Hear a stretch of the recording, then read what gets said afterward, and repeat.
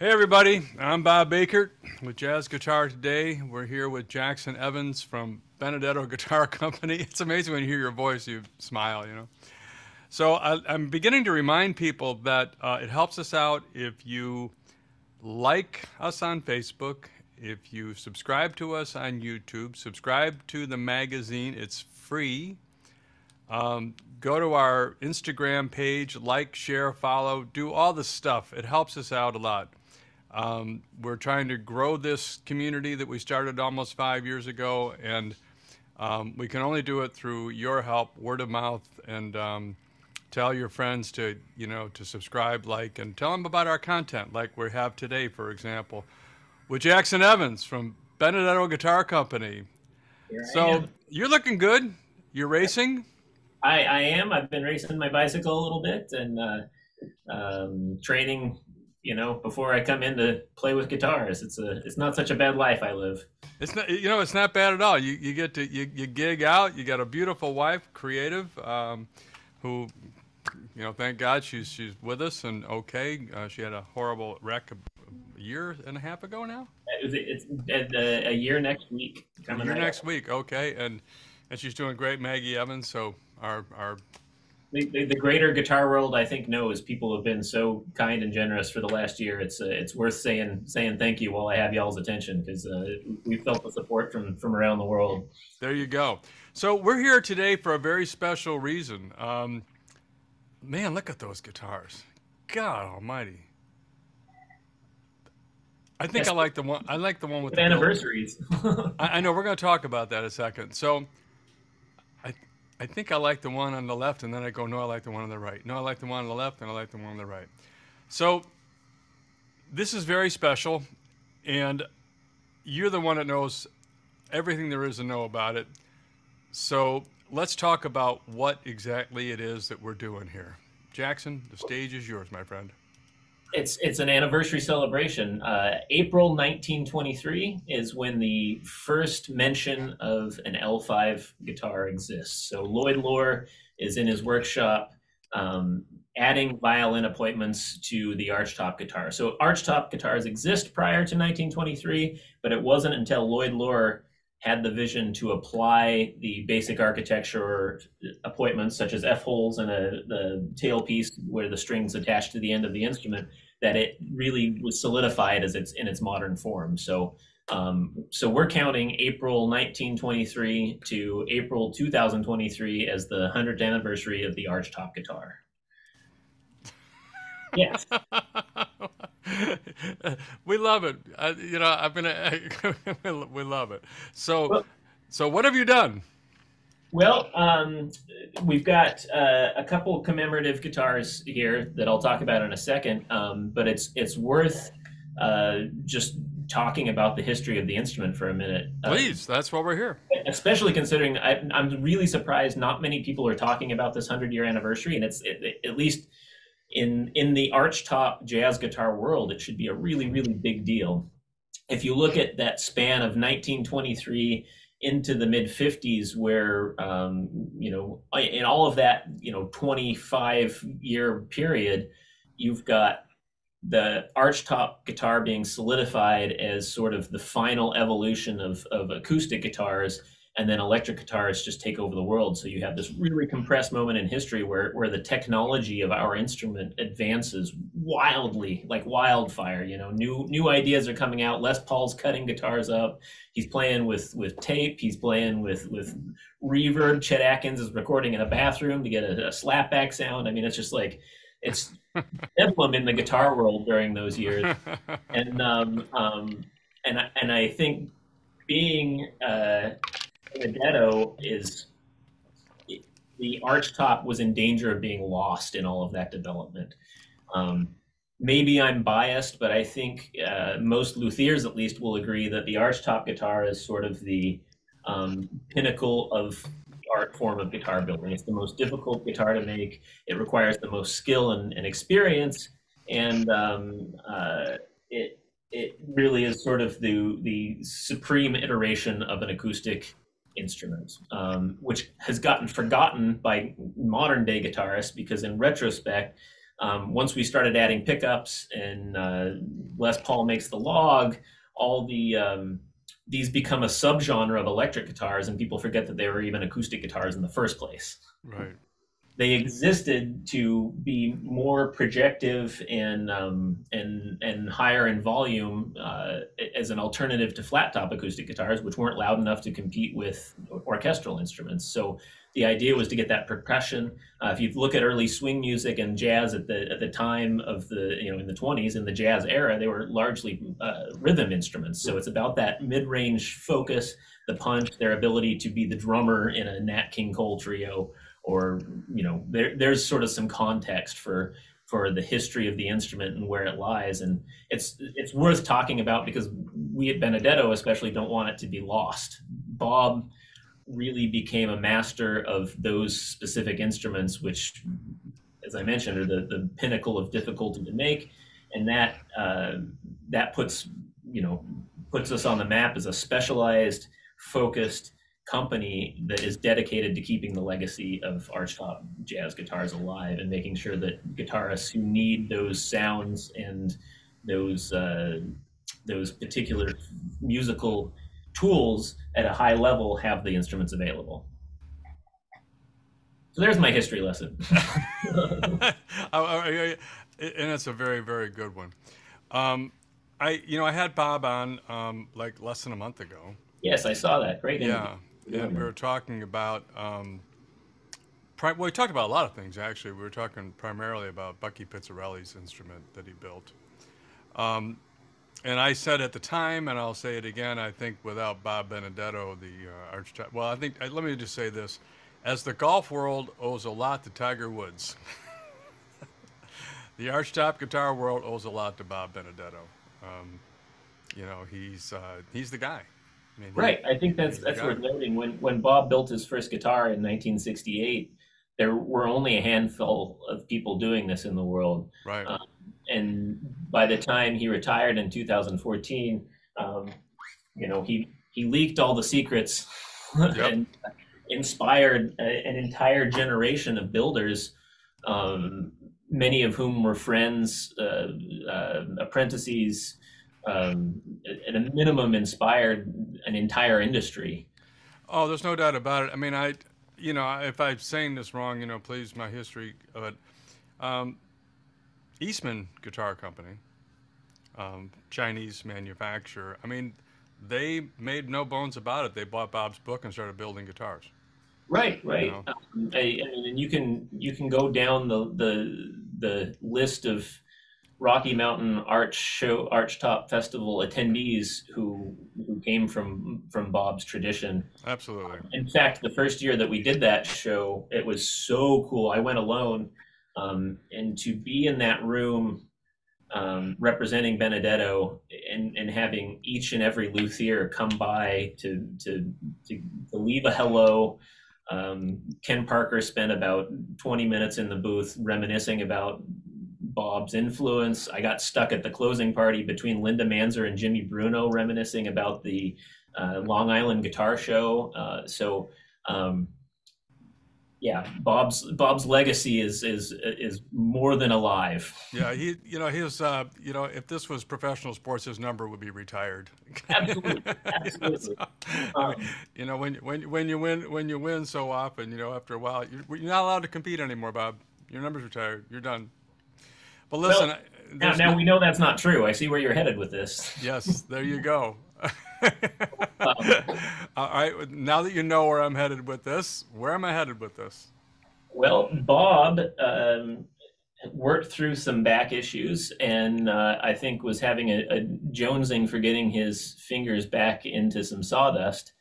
And we worked out a wonderful collaboration with him to celebrate this 100th anniversary, and that's this guitar here. This is a 16-inch Sinfonietta model. It is designed to be an homage to that original L5 guitar. This really started a couple of years ago.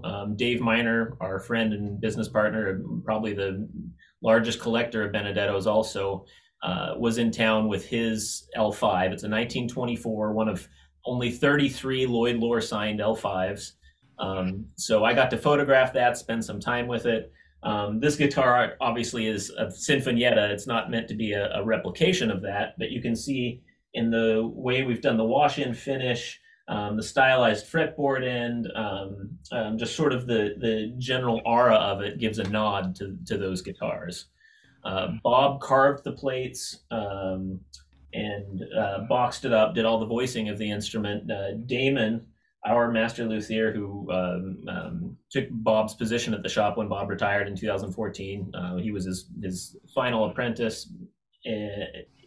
Damon did the sound holes, the binding, and then our luthiers in the shop, our world class team, under Damon's supervision, did the neck and the appointments. And Larry Perkins, our master finisher, did this lovely wash-in sunburst, which gives it sort of that vintage look. And we're left with a one-of-a-kind, unique commemorative guitar that is now available. It's a team. It's a team build guitar, but the engine, the engine Correct. was built by Bob.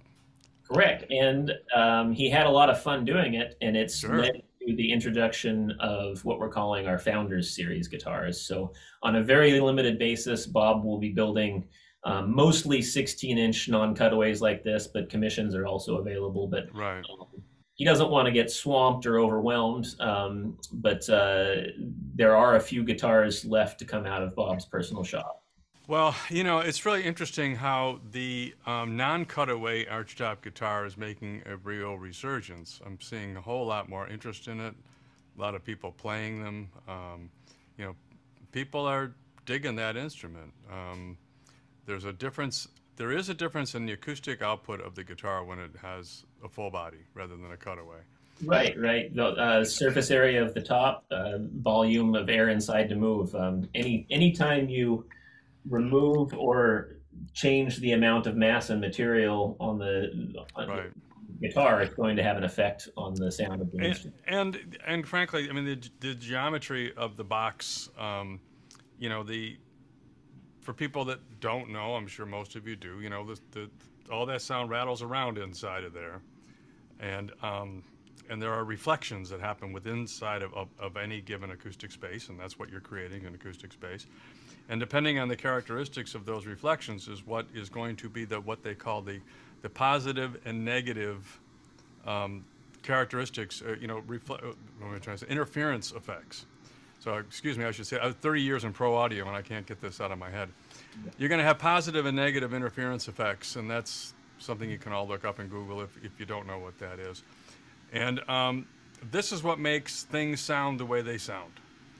That's why the Marshall 412 cabinet sounds the way it does. It's why, I could go on and on and on about this. Okay. But the bottom line is that the symmetry of the body without the cutaway has a whole different thing, and the tunability of it is much more predictable and actually quite pleasing.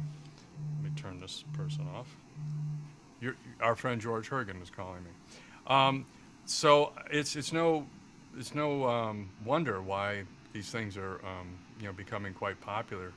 I was talking with John Pizzarelli a couple days ago. He's on our cover right now, and his guitar he's playing right now is a non cutaway, and he also had a D'Angelico out there that was a non cutaway, and thing sounds glorious. So the question is, just when I said the engine, the top, when you said the plates, Yes. for people that don't know, because we've got some people that, hopefully we've got people out there that have been playing Strats and Tellys and all that their whole life. And so we're talking about the top and the back. Correct. Yes. Those are the plates. And one of the Bob famously built the Naughty Pine guitar. So on one hand, the finer the materials, the easier the job. On the other hand, the more experienced and skilled the luthier, the more easily a consistent, balanced product tonally can come out the other end. So one of the reasons that these guitars are expensive and complicated is that they're not carved dimensionally. Right. You can't take a Stradivarius violin, measure it with lasers, carve a plate on a CNC machine to the exact same dimensions as that Stradivarius violin and expect that you're going to have a Stradivarius sounding A instrument. lot of people have tried. If you get lucky, you might. It really comes down to the artisan carving by hand, tapping the instrument, flexing the wood. You have to have experience of building hundreds, if not thousands, of guitars, as Right. Bob and Damon both have, knowing what the tonal characteristics of that plate are going to be based on how they're responding in your hand at a given time. Well, it's because no two pieces of wood are the same. Right, it's a natural material. So, two pieces of wood, even from the same tree, maybe Yeah. one was facing the sun, one was in the shade. So it's going to grow at different rates. It's going to have different exposures to heat and humidity. Um, Nature is beautiful, but not always as consistent as we would like it to be as engineers. So it's fascinating to watch these guys because they'll literally pick up the guitar and they'll tap it. You mean pick up the plate and they'll tap it and they'll listen. Yeah. And then they'll take some wood off and then they'll tap it again and they'll listen. And what you're paying for, one of the things you're paying for, the biggest thing you're paying for is that guy's ear. Right. And that guy's ability to know what he wants this instrument to sound like and know how to get it to sound that way. Because you can know what you want. I mean, I know what I want, but I have no clue how to make it do that. So he knows if he takes a little bit of meat here, a little bit of meat there, leaves a little bit over there, leaves a little bit on this piece of wood, he's going to get the results he's looking for. And that's the mastery of people like Bob Benedetto. My nerdy self had a really cool experience.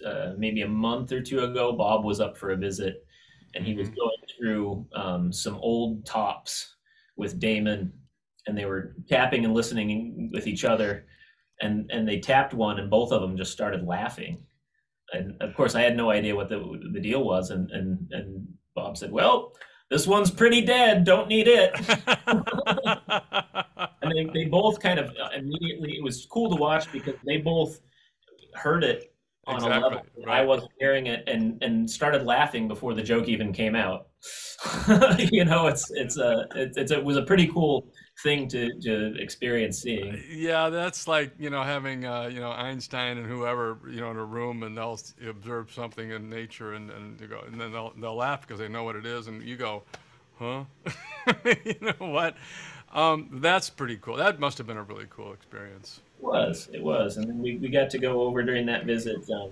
We have a local wood recycling group that has a storage facility and a mill nearby. So we went and looked at some wood for a potential sort of Savannah-based guitar. I don't know that anything came of it, but it was really fun to be over there and watch Bob and Damon, sifting through wood and leaning over logs and knocking on things and exploring the grain and. I love that stuff. Yeah, me too. I'd love to just be a fly on the wall observing. I guess that's what you got to be. That's Yeah, it was really cool. I snapped some photos of it, and it was cool just to see those two in an element. When you get artisans, it's like watching, being in the green room at Blue Note or something. Yeah. Jazz musicians have their own hang. Luthiers have their own hang. Speak a certain language. Make sure that you send us some of those photographs so that we can include them in this video of Sure. those guys hanging out over there. So let's talk about the guitars. Yes. So this is the So one grab Bob it. Oh my God. An incredible back. Hopefully, we can get some good angle. That is a very rare piece of flame. But this is just a perfectly appointed, flawless instrument. I feel very lucky to have it in my hands. Oh my God. I'll give you a little sampling here.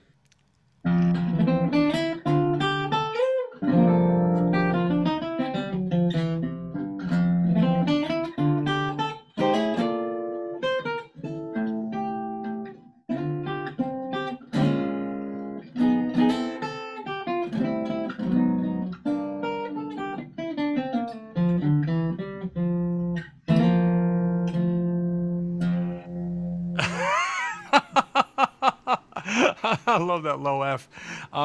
So, my God, I mean, I'm listening with some pretty good headphones on, so I'm hearing it. I'm Well, and hearing it's it. the fancy MacBook Pro microphone that I've got it on it. I'm sure is not Yeah, doing any favors. man, that thing sounds great. It really does. Now, We should talk about the other guitar also. let's go. That's where I wanted to go right now.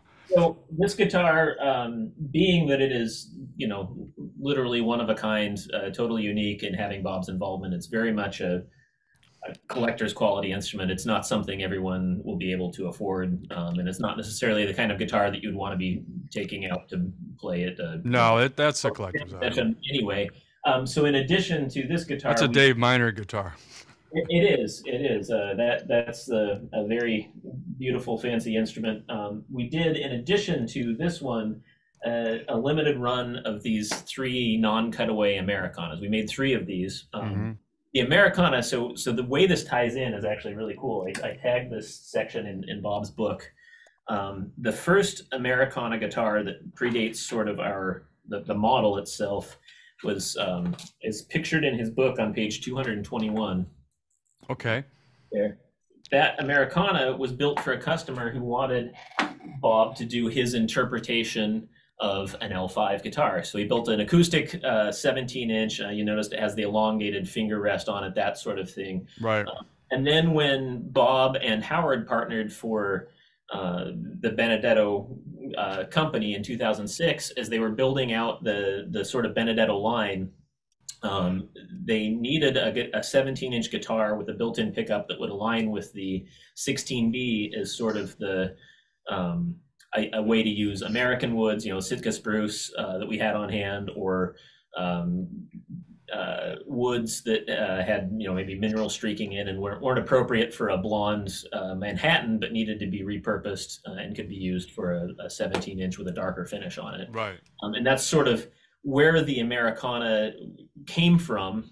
So it made sense that if we were going to celebrate that 100-year anniversary with a model that would be more higher value for a performing professional musician, that building a special Americana would be a way to do it. So that's what this guitar is. So you have it's a 17-inch non-cutaway, the same stylized fingerboard end, elongated finger rest, the A6 pickup in it. So being that it has a built-in pickup, you're going to reduce the surface area and then put a restrictive weight in the middle. So acoustically, it's not as complex as something like we have over there.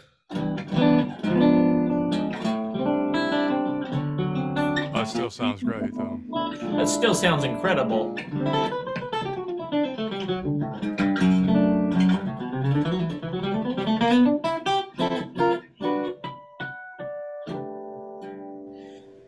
But being with it has a built-in pickup, it's something that suddenly becomes usable on a gig. It's something that you can take out of the house and not be not have extra insurance if you don't want it.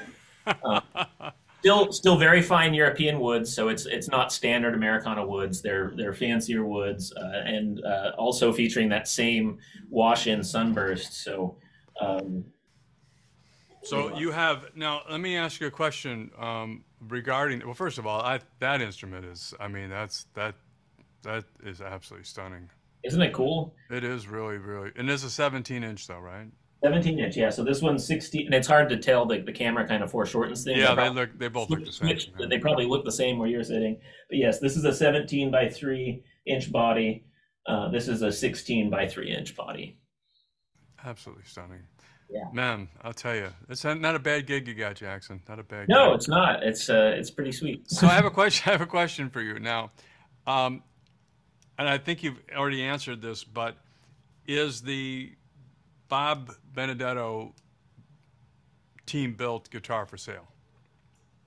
Yes, both of these guitars are for sale. We have two left of this one, and then this one is an individual instrument that's for sale. You can find them on Bob's Boutique. You can give us a call. You can shoot us an email. Any way you want to reach out if you have questions about them. Is there a stated price? There is. This guitar is $60,000. Okay. And these Americanas are each $20,000. Okay. Well, that's about what I would expect. Yeah, yeah, it's consistent within our line, being that they're commemorative guitars. One of a kind, collector's grade instruments. They're priced as such.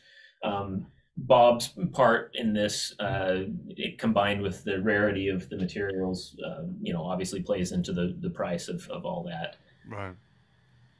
So, what is a Manhattan going for these days? 22.5, I believe. Right. Okay.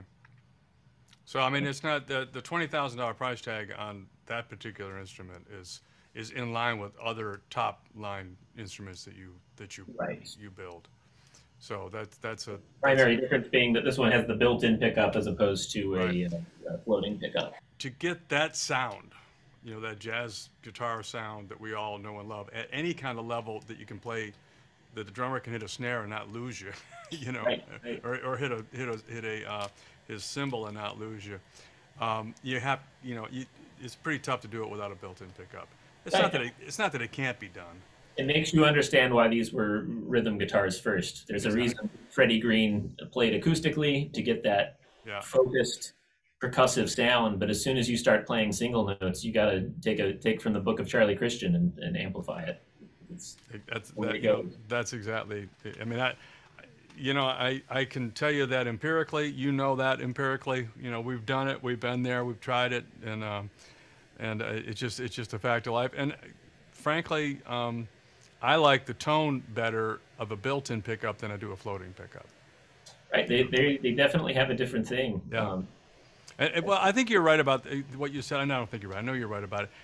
When you turn it up where you stop hearing the guitar and only the pickup is when I start not liking the tone as much. Right.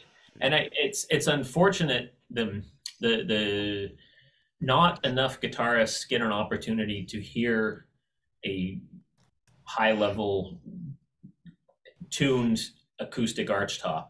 It's a specific sound. It has that sort of nasal mid-range focus that's different than a flat top acoustic. And it's a wonderful, wonderful sound. I mean, this guitar is the ideal iteration of that. Right. And in that context, all that pickup isn't about making the guitar louder. It's about supplementing with you're creating a stereo environment at that point. We call it sound reinforcement. Yeah, exactly. As opposed to when you're playing the gigs that are 99% of our gigs, where you have a drummer or a piano stomping on your toes, or an organ, yeah. And you're the horn player, whatever the job is. Yeah. That built-in pickup is just going to serve you better when you work the tone. Well, you guys have got several. I mean, your workaday instruments that you have. You've got several instruments to that effect. I described the giggable line, the 16B and Bravo Deluxe straddle the giggable line. There's a reason those are the two most popular instruments, and it's because they're the two best instruments we make for going out and gigging. Yeah. Well, yeah, and just, I had Dick Boak on the other day, who was with Martin for a million years and knows as much about wood as any human on the planet, all kinds of woods and everything. We were talking about, he flat out says that I don't really know much about archtop instruments. I'm a flat top guy. And we were talking about woods, and well, what I explained to him and what you were talking about was the bandwidth of a flat top guitar, and its intention is to be close up, and it's a full bandwidth instrument. It's like from as low as it can get to high as it can get, for a guitar in the range. But these instruments were meant to fit into the orchestra. They were meant to fit into a big band. They're meant to cut through. So they don't have the same kind of low end that you can get, but they're not supposed to, because that would compete with other instruments in the orchestra. So people that know about bandpass, the bandpass of this instrument is very focused for a specific purpose, and it just so happens that we like it. A flat top is very much the disco smile. It is. An arch top is sort of a frown almost. It is. Or even in some cases, we've had a lot of fun lately. We've been comparing strings and comparing X and parallel braced guitars, which is another fun part of my job, that we get to sit around and experiment with these things. Right. uh, um, I think sometimes we get so used to hearing that scoop sound that we forget what balance sounds like. So there might be an instrument with a really strong bass response, but that has an even stronger mid-range response. So what we're interpreting as a nasal tone is actually the strong bass already being buried. It's all about relativity, I guess, is what I'm saying. Well, listen, is there anything else you want to add? Just kind of to surmise or summarize, as they say. Uh, Um,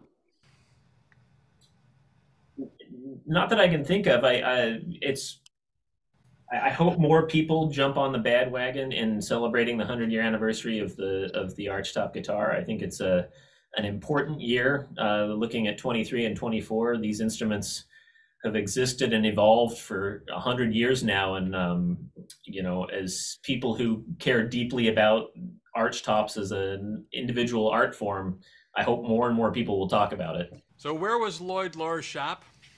So that's in Kalamazoo, Michigan. Kalamazoo, Michigan. And where is Kalamazoo, Michigan? It is 163 miles, I believe, from Chicago. And where is that? Is that be in the U.S. of A?